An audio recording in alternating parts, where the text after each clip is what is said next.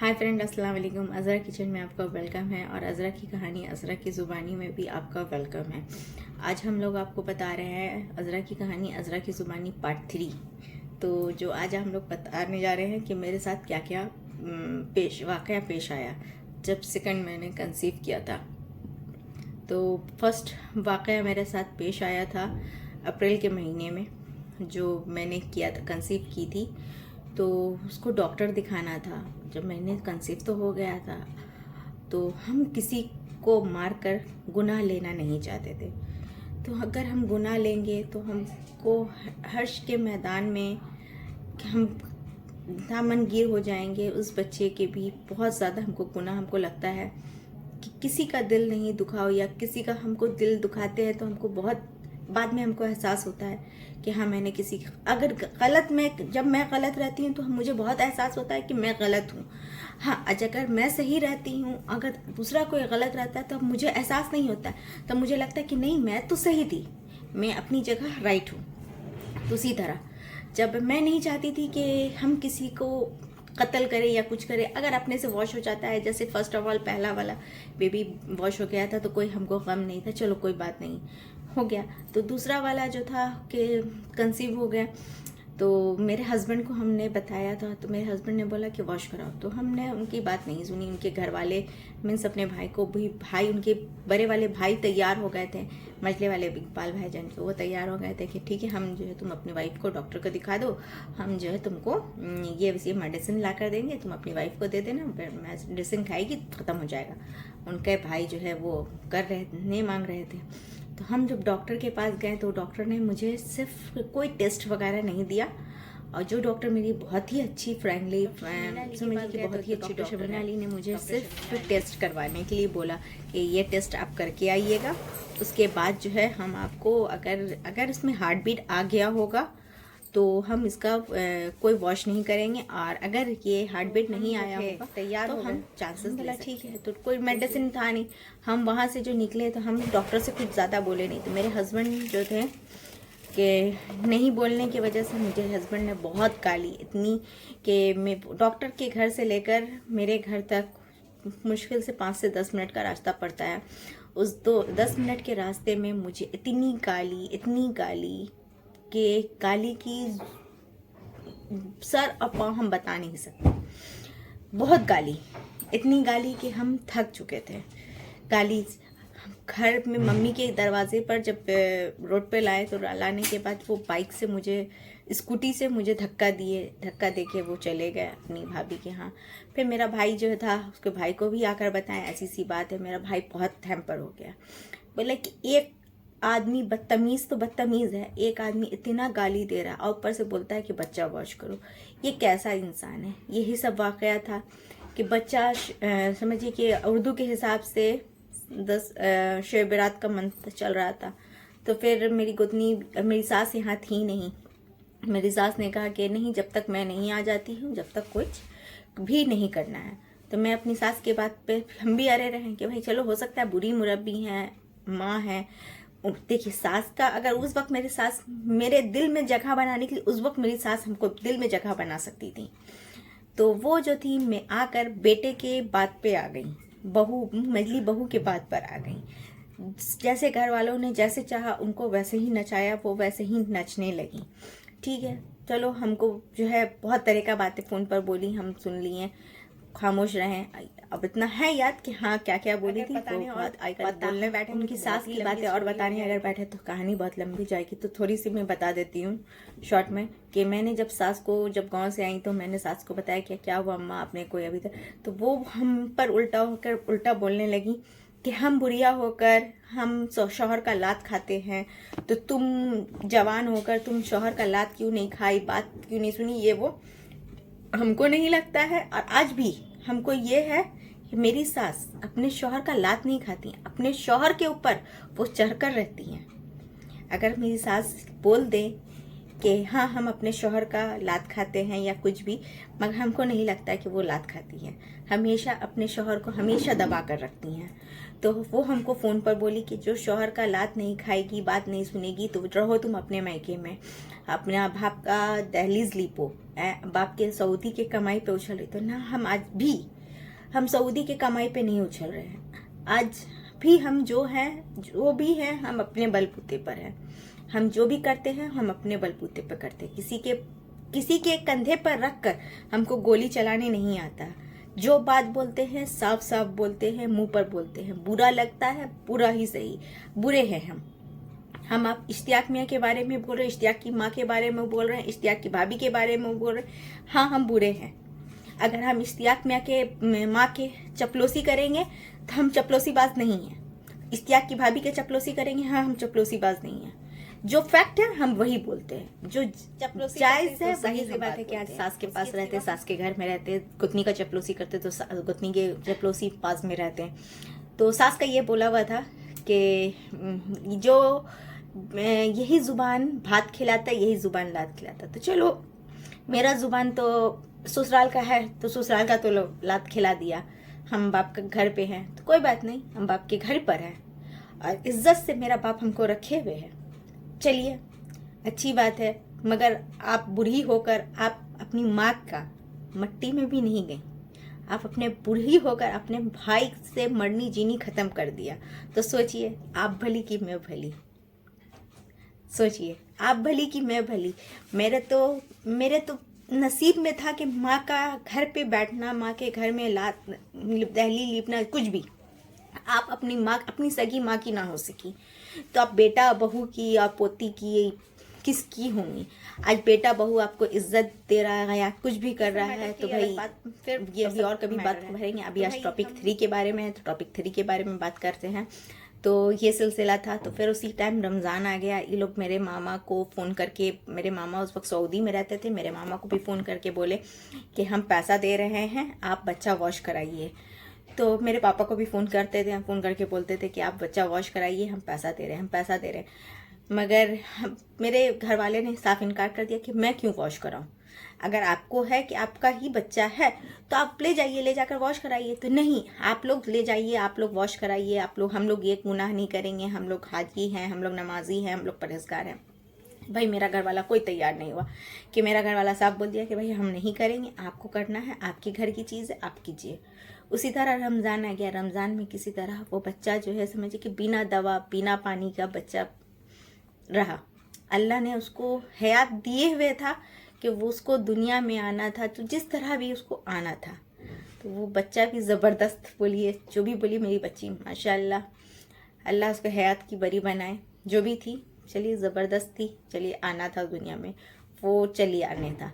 बिना दवा बिना पानी के वो हम 2 महीना 3 महीना हम उसको टाने। फिर उसके बाद जो है ईद के टाइम में जो है ये लोग अपनी, समझिए कि पोती का पहला ईद था, मेरी बड़ी वाली बेटी का पहला ईद था। तो इस ईद के टाइम में वो लोग हमको 2 जोड़ा कपड़ा मेरी बेटी के लिए और 1 जोड़ा कपड़ा हम मेरे लिए, वो भी बिना सिया हुआ, बिना स्टिच किया हुआ आता है 23 रमज़ान में, बिना स्टिच किया हुआ, वो भी लाइट कलर, एकदम ही लाइट कलर, जैसे कि एजड आदमी के लिए लिया जाता है वैसा ही कलर। ऐसा डार्क होता है या कोई भी डार्क कलर होता है, आदमी आजकल डार्क पहनना पसंद करता है, तो वो डार्क कलर नहीं था, वो लाइट कलर था। चलिए आया, खुशी खुशी एक्सेप्ट कर लिया, रख लिया।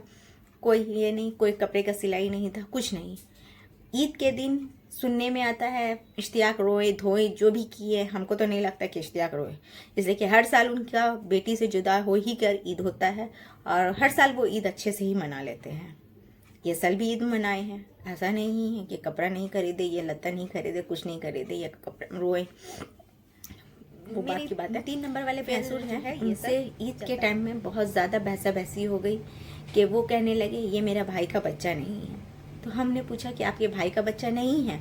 तो उन्होंने कहा कि नहीं। तो हम बोला ठीक, जब आपके भाई का बच्चा नहीं है तो ठीक है, तो हम इसका डीएनए टेस्ट कराते हैं। तो डीएनए टेस्ट में अगर ये बच्चा आपके घर के भाई का निकल जाता है तो फिर सोच लीजिए, हम इस बच्चे का तो करवाएंगे, साथ में जो बड़ी वाली बच्ची है उसका भी हम डीएनए टेस्ट करवाएंगे।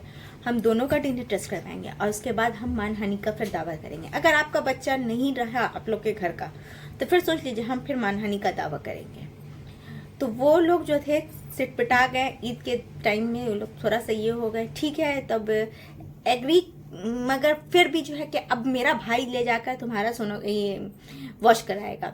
ईद के बाद फिर डॉक्टर से कंसल्ट करके थोड़ा बहुत जो था दवा वगैरह चालू करवाया गया। जैसे कि 2 महीना 2.5 महीना बच्चे को आए हुए हो रहा था कि तो अब बच्चे का कंसीविंग चालू हो रहा था, हार्ट बीट आ गया था, फिर सब बहुत सारा मसला चलते रहा।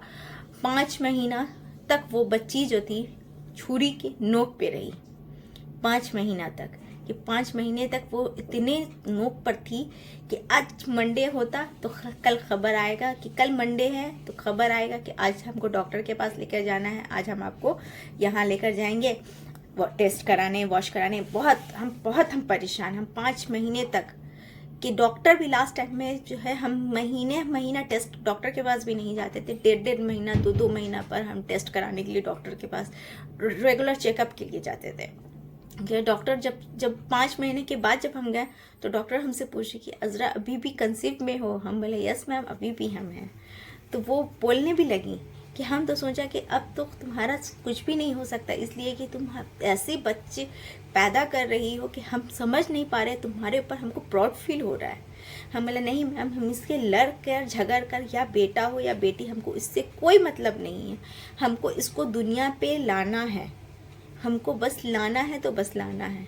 इसलिए कि इसके लिए हमको बहुत सारा इल्ज़ाम भी लग गया कि ये बच्चा मेरा नहीं है, ये बच्चा वो पटना से लेकर आई थी, वो फलाना है, ये है, वो बहुत तरह का इल्ज़ाम लग गया।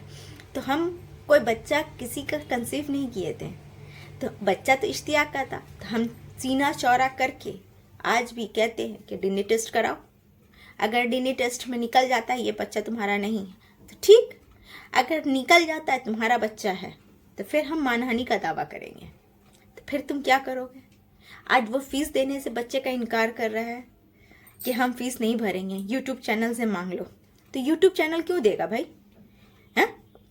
बच्चा पैदा जब किया था, शादी किया था, तो माँ को बाप को सज़ा नहीं दिया, बीवी को बच्चे को सज़ा दिया है। शादी के टाइम में भी बोल देते कि अम्मा हम आपको सज़ा देंगे, अब्बा हम आपको सज़ा देंगे, हैं? उस वक्त तो जन्नत में जाना था, तो इसीलिए अम्मा और अब्बा का अभी भी जन्नत में जाना है। तो अम्मा और अब्बा जो है मुकाम लिए हुए हैं, अम्मा और अब्बा का, बीवी और बच्चे तो जहन्नम में लेकर जाएंगे ना, मेरी सास का बोला हुआ है। फिर उसके बाद जो है मेरी डॉक्टर हमको किसी तरह कंसीव हो, सब कुछ नॉर्मली फिर हुआ नहीं, बस चल रहा था, टना रहा था गाड़ी, बस चलते चलते डॉक्टर लास्ट टाइम में हमको डेट दी थी 30 नवंबर का। उससे पहले का भी बोल चुकी थी कि देखो अज़रा तुम्हारा हालत सीरियस रहा, एनी टाइम देखो साल भर के अंदर तुम कंसीव हो गई, कर ली हो, तो तुम्हारे इस वजह से तुम्हारा थोड़ा बच्चादानी थोड़ा पतला हो चुका है, तो इस वजह से तुमको जो है हो सकता है किसी वक्त भी तुमको पेन हो जाए या कुछ भी हो, तुम्हारा जो है तुमको फ़ौरन एडमिट होना होगा, या कुछ भी टाँका वगैरह तुम्हारा तुम पतला हो रहा था, पतला हो रहा था। तो इसकी वजह से डॉक्टर हमको बोल रही थी कि देखो हो सकता है तुमको किसी वक्त भी पेन होगा तो तुमको एडमिट होना होगा। तो हम बताया ठीक है मैम। तो जब हम देखा कि 30 नवंबर का जब डेट दी है तो हम क्यों ना उसको 2 दिन टान कर उसको दवाई मेडिसिन वगैरह लेके हम 2 दिन टान के 2 दिसंबर का डेट क्यों ना ले लें। इसलिए कि हम जानते हैं कि 2 दिसंबर के दिन मेरी शादी थी, हम अपनी शादी की तो एनिवर्सरी खुशी से नहीं मना सकते, चलो कम से कम बच्ची की पैदाइश की खुशी तो मनाएंगे। बस समझिए कि हम गिफ्ट, हम क्या बोले कि तो हम गिफ्ट बच्चे की पैदाइश की सोचे तो गिफ्ट खुशी मनाएंगे भाई, चलो वो भी था, मनाना था। कि 30 तारीख के दिन मेरा अचानक पेट में बहुत ज़्यादा पेन हुआ। तो पेन होने के बाद तो मैंने मेडिसिन लिया, पेन किलर, दोनों 2 मेडिसिन था, पेन किलर लेके हम किसी तरह हम रात गुजारा। फिर भी सुबह में मेरा भाई भी हमको बोल रहा है कि इसकी हालत सीरियस नहीं है, ठीक नहीं है मम्मी, इसको एडमिट कर दीजिए। मम्मी बोली कि इसको बोल तो रहा है एडमिट होने, मगर ये सुन नहीं रही है किसी तरह। और एक दिन हम बोला ठीक है हम 12 बजे रात में एडमिट हो जाएंगे। करते करते रात का 12 बजे, टाइमिंग जो था 7 बजे का था, 2 दिसंबर का, 7 बजे शाम का था। वो कैसे अल्लाह के हुक्म से बोलिए कि ऊपर वाला का करिश्मा बोलिए कि दुनिया में हमको बचना था और ये दिन देखना था। तो यही समझ लीजिए कि अगर ये दिन ना देख, अगर अल्लाह ताला अगर हयात नहीं देते तो उसी दिन ही ख़त्म हो जाता, ना हम आते रहते, ना मेरी बच्ची इस दुनिया में रहते, ना मेरे बच्चे को इस सब देखना पड़ता। यही सब था। तो बस इसी तरह 4 साढ़े 4 बजे डिलीवर हो गया, बच्चा आ गया दुनिया में। मेरी मम्मी ने, डॉक्टर ने जब बताया मम्मी को कि अजरा मौत के मुंह से बच के आई है, तो मेरी मम्मी को बहुत ज़्यादा खुशी हुई कि चलो हमको इस बात की ज़्यादा खुशी नहीं है कि बच्ची ने फिर से बेटी जन्मी, ये बात की नहीं है। हमको इस बात की ज़्यादा खुशी है मेरी बेटी को दोबारा ज़िंदगी मिल गई। चलो मेरी मम्मी ने बहुत सारी दुआएं भी की दी, मन्नतें जो भी थी दुआ की,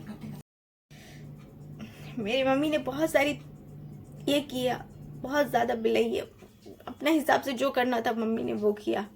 मेरी मम्मी ने मिठाई भी बांटी, ऐसा नहीं कि मेरी मम्मी ने मिठाई नहीं बांटी, मिठाई भी बांटी। तो मेरी कुतनी जो थी और नन्ना जो थी वो बोलने लगी खा ले मिठाई, बेटी हुई है ना इसीलिए खा ले मिठाई। आज भी मेरी मम्मी को याद है वो दिन मेरी मम्मी भूली नहीं है, मम्मी को सब याद है। मजली गुतनी को बोल रही है कि खा ले मिठाई। ये मिठाई जो है ना बेटी पैदा होने का खुशी में फिर से बांट रही है उसकी माँ। चलिए, तो मेरी मम्मी ने बांट दिया, चलिए हो गया, डिलीवर हो गया किसी तरह, मेरी बच्ची आ गई दुनिया में। ये था पार्ट 3। अब इंशाल्लाह पार्ट 4 हम आपसे मुलाकात करेंगे बहुत जल्दी इंशाल्लाह। अजरा की कहानी, अजरा की ज़ुबानी आप लोगों को अगर पसंद आए तो लाइक ज़रूर करें। कमेंट मैंने बंद रखा है इसलिए कि मुझे इश्तियाक साहब गंदी गंदी गालियाँ दे रहे थे, तो बस इसीलिए मैंने, अगर आप लोगों के सामने अगर मैं पेश कर दूँ तो आप लोग भी सुन के आप लोग का भी रोना दहल जाएगा। उन्होंने इतनी गाली इतनी हमको दी है कि इतनी अज़ियत दी है कि मैं बहुत परेशान। ठीक है, जो इतना भी आपने गाली दिया है सबका हिसाब हम ऊपर लेंगे आपसे, हमको कुछ और बोलना नहीं है। अब बाकी हमको 2 चीज़ से बहुत नफरत है, एक झूठ और दूसरा हमको गाली। हम गाली ना सुनते हैं और ना हम देते हैं, ना कभी हम गाली दिया था और ना कभी गाली सुना था। बाकी कुत्ता कमीना वो सब तो आम बात है कि ये सब तो आदमी बोलता है या रास्ता चलता है सुनता है, मगर इतनी गंदी गंदी गाली वो देते हैं माँ का लेके, बस और तो हम कुछ बोल नहीं सकते।